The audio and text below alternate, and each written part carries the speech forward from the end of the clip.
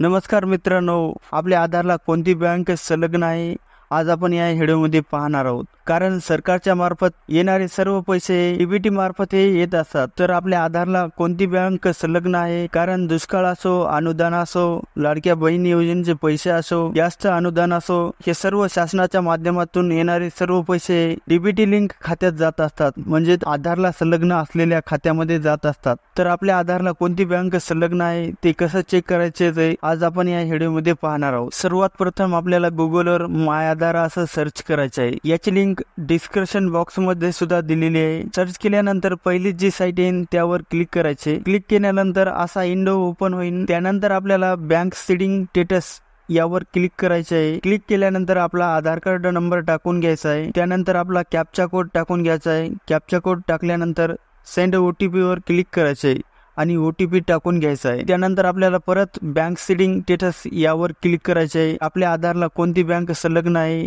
तुम्हाला दिसून जाईल। जे खाते तुमच्या आधारला संलग्न आहे त्यामध्ये शासनाच्या माध्यमातून येणारे सर्व पैसे त्या खात्यामध्ये जमा होत असतात। तर अशाच नवनवीन व्हिडिओसाठी आपल्या चॅनलला सबस्क्राइब करा। धन्यवाद।